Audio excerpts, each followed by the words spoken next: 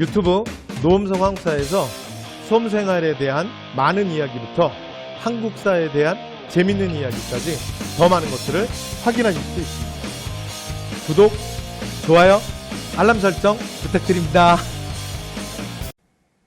안녕하세요. 한번수강 사회도교과 핵복사 노문석입니다. MP3보다 강력해진 보이는 MP3. 자, 이번에 9번째 주제 토지제도로 들어가도록 하겠습니다. 자, 여러분 준비되셨나요? 네. 자, 그러면 고대 토지제도. 자, 삼국시대로 들어가겠습니다. 자, 모든 땅은 왕의 것이다. 왕토사상 기억하셔야 되고요. 자, 그 다음에 귀족은 노비와 토지를 가지고, 그 다음에 특히 시급과 노급, 자, 고대 특징이기 때문에 기억하셔야 되고요. 그리고 그거 말고도 귀족들은 고리대업, 그리고 부채노비, 이런 것들로, 자, 풍족한 생활을 했고, 자, 그래서 이렇게 농민의 몰락을 막기 위해서, 자, 고구려 고국천황 때 진대법이라고 하는 구율제도를 시행하기도 했죠. 자, 그러면 이번에 통일신라, 자, 토지제도로 들어가도록 하겠습니다. 통일신라 중대 때는 신문왕이 687년 관료전을 지급하였고요. 689년에는 노급을 폐지하였습니다. 이는 국가의 토지 지배력을 강화한 것으로 볼 수 있습니다. 성도광 때는 722년 정전을 지급하였고요. 자, 그러나, 자, 8세기 후반, 하대, 경덕왕 때가 되면 덕이 가벼운 왕이죠. 그래서 757년 노급이 다시 부활하게 됩니다. 자, 관료전을 지급하면 왕권 강화, 노급이 부활되면 다시 왕권이 약화되는 거 기억하셔야 됩니다. 자, 이제 고려의 전식과로 넘어가도록 하겠습니다.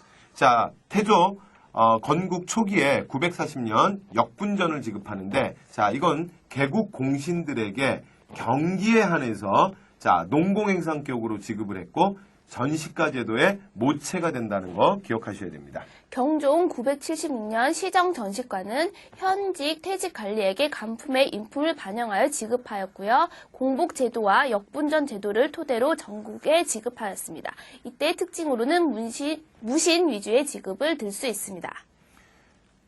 자, 다음으로, 목종 때 전시가를 한번 바꾸게 되죠. 개정 전시가입니다. 현대직 관리들에게 인품을 배제하고, 이번에는 관품에 따라서만 토지를 지급한다는 거. 자, 그래서 현직 위주로 토지 분급을 하고, 문관을 우대하는 것이 이때부터입니다. 자, 이때 한해과가 설치되고, 군인전이 전시과에 규정되는 것도 이때라는 거 기억하셔야 됩니다. 자, 그리고 토지제도의 완성. 고려시대 토지제도 완성은 문종 때 대부분 이루어지죠. 자, 문종 때 경정년식가입니다. 자, 현직 관리에게만 토지를 지급하고, 그 다음에 5품 이상 귀족들에게는 공음전, 그 다음에 하급 관리들에게는 한인전, 그리고 승려들에게는 별사전을 지급하고, 무신에 대한 차별제도가 시정되고, 토지 지급량은 전체적으로 축소됩니다. 그리고 이때 한회가는 폐지되게 됩니다. 자, 그 다음 무신기에는 귀족들의 대토지, 즉 농장 확대로 전시가 제도가 붕괴되었습니다. 이때 원종 1271년 녹가전을 하여서 일시적으로 관리의 생계를 위해 녹봉 대신 경기 8년의 수조권을 지급하였습니다. 이때 그리고 과전법이라고 하죠. 공양왕 1391년에 신진사대부의 경제적 기반을 마련해주는 제도를 시행하였습니다. 자, 그러면 과전법에 대해서 조금 더 알아보도록 하겠습니다. 자, 도평사의 결의를 거쳐 급전도감을 설치하여 실시되고요. 자, 권문세족의 토지를 몰수하여 신진사대부들의 경제적 토대를 마련해 주었죠. 자, 사적 소유권에 기초한 농장은 그러나 인정해주는 일정 정도의 타협안이었습니다.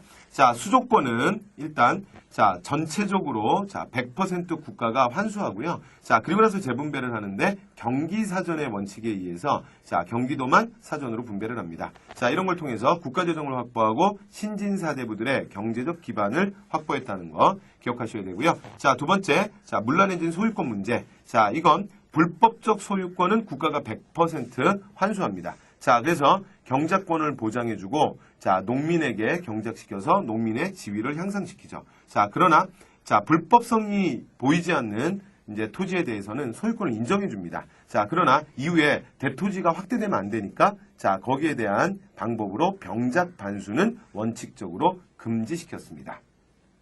자, 이제 다음으로 조선의 토지제도로 넘어가 보도록 하겠습니다. 자, 과전법입니다. 1391년 공양왕 때 실시되는데요. 그 대상은 전현직 관리에 한했습니다. 이 배경으로는 권문세족의 농장 확대에 따른 재정 부족이 큰 원인이었죠. 그리고 신진사대부의 경제 기반을 확보하는 목적으로 실시되었고요. 경계에만 지급되었으며 최고 150결에서 최하 10결을 원칙으로 하였습니다. 이들의 영향은 농민의 경작권을 보장하는 데 의의가 있었습니다. 자, 그래서 민심을 수습하고 농민의 지위를 향상시켰다는 거. 자, 그리고, 자, 두 번째. 자, 세조 시기에 실시되는 직전법으로 넘어가 보도록 하겠습니다. 1466년, 자, 세조 때 직전법을 실시하는데요. 자, 대상은, 자, 현직 관리로 한정을 시킵니다. 자, 그리고 이유는 경기에 지급할 토지가 부족해졌기 때문이고요. 자, 그래서 관리의 과전을 지급하고 국가 재정을 안정시키기 위해서 현직 관리에게만 지급하고 이때 수신전과 휴량전은 폐지시킵니다. 자, 그러나 이후 이제 현직 관료로 한정되고 수신전과 휴량전이 폐지되면서 자, 훈구들의 토지 소유욕을 자극하면서 오히려 훈구파들의 농장이 확대되는 모습이 나타나기도 합니다. 자, 그리고 그다음 관수관급제로 넘어가 보도록 하겠습니다. 성종 1470년도에 실시되었고요. 그 대상은 직전법 하에서 현직 관리들에게 나누어주는 그렇게 되었습니다. 관리들의 과도한 수치가 배경으로 되었고요. 이에 국가의 토지 지배권을 강화하기 위한 목적에서 실시되었습니다. 원칙은 수조권의 국가 기속이 그 원칙이었지요. 자, 그래서 전조의 횡포가 심해지는 상황 속에서 관이 전객들에게 수해서 자, 그다음 관이 전주들에게 지급하는 수조권의 대행 방식이죠. 자, 그러나 영향은 이후에 토지 소유욕을 더욱 자극받게 되면서 양반 관료들이 농장을 확대시켜 나가게 됩니다.